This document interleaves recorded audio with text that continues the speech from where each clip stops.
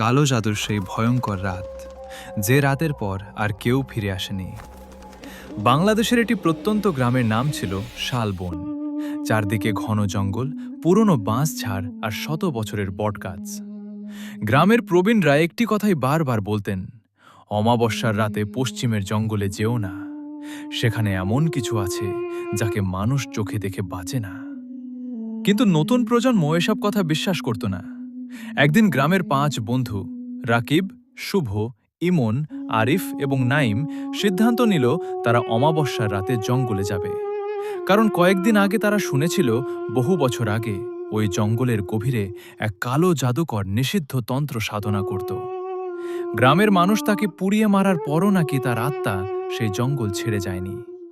রাত ঠিক 11টা।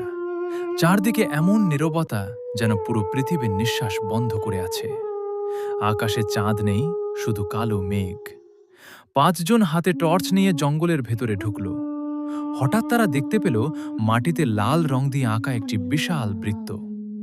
বৃত্তের মাঝখানে মানুষের মাথার খুলি, চারপাশে কালো মোমবাতি। অথচ বাতাস না থাকলেও মোমবাতির আগুন অদ্ভুতভাবে দুলছিল।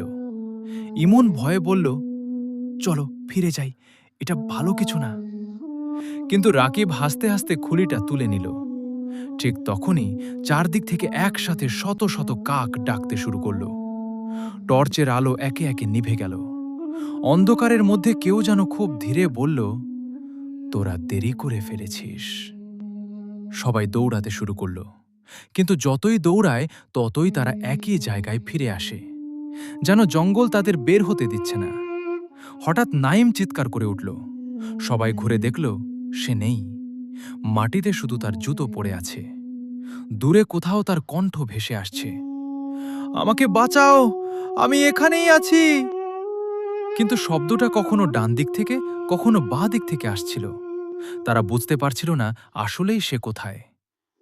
কিছুক্ষণ পর শুভর চোখ পড়ল একটি গাছের দিকে। গাছের ডালে উল্টো হয়ে বসে আছে একটি কালো অবয়ব। তার চোখ দুটো লাল আগুনের মতো জ্বলছে, মুখে মানুষের মতো হাসি, হাতের আঙুলগুলো অস্বাভাবিক লম্বা। অবয়বটি ধীরে ধীরে বলল, একজন এসেছে, এখন 5 জনই থাকবে। এরপর চারপাশে একসাথে সব মোমবাতি জ্বলে উঠল। মাটির লাল বৃত্তের ভেতর থেকে কালো ধোঁয়া বের হতে লাগল। ধোঁয়ার ভেতর দেখা গেল একজন বৃদ্ধ কালো পোশাক পরা মানুষ। তার হাতে ছিল মানুষের হাড় দিয়ে বানানো একটি লাঠি। সে অজানা ভাষায় মন্ত্র পড়তে শুরু করল। মন্ত্র যত জোরে হচ্ছিল ততই চারপাশের গাছগুলো কাঁপছিল। হঠাৎ রাকিবের শরীর কাঁপতে শুরু করল। সে নিজের গলায় নিজের হাত চেপে ধরে বলল, ও আমাকে ছাড়ছে না। তারপর সে ধীরে ধীরে মাটির উপরে উঠে গেল। বন্ধুরা ভয়ে চিৎকার করলেও কিছুই করতে পারল না। এক মুহূর্তের মধ্যে রাকিব অদৃশ্য হয়ে গেল। এবার বাকিরা প্রাণপণে দৌড়াতে লাগল। অনেকক্ষণ পর তারা জঙ্গলের বাইরে বের হতে সক্ষম হল। কিন্তু বাইরে এসে তারা বুঝল ভয়ঙ্কর কিছু ঘটেছে। যে 3 জন বেরিয়ে এসেছে তাদের কারো মুখে কোনো কথা নেই। তারা শুধু ফাঁকা চোখে জঙ্গলের দিকে তাকিয়ে থাকে। কয়েকদিনের মধ্যেই একজন রহস্যজনকভাবে মারা যায়, আরেকজন সম্পূর্ণ মানসিক ভারসাম্য হারিয়ে ফেলে। শেষ ব্যক্তি একদিন গ্রামের মসজিদের সামনে দাঁড়িয়ে শুধু একটি কথাই বারবার বলতে থাকে, ও এখনো ডাকছে। অমাবস্যা এলেই ও ফিরে আসে।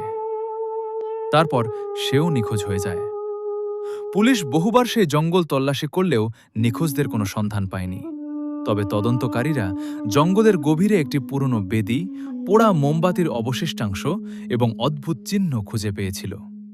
আজও শালবনের মানুষ বিশ্বাস করে অমাবস্যার রাতে সেই জঙ্গলে কেউ গেলে অদ্ভুত ফিসফিসানি শোনা যায়। অনেকে দাবি করেন গভীর রাত ঠিক 12টার সময় জঙ্গলের ভেতরে 5 জন মানুষের ছায়া হাঁটতে দেখা যায়। তারা নাকি পথ হারানো কাউকে দেখলেই ধীরে ধীরে কাছে এসে বলে, চলো এবার তোমার পালা। তারপর সেই মানুষটিকেও আর কোনোদিন ফিরে আসতে দেখা যায় না।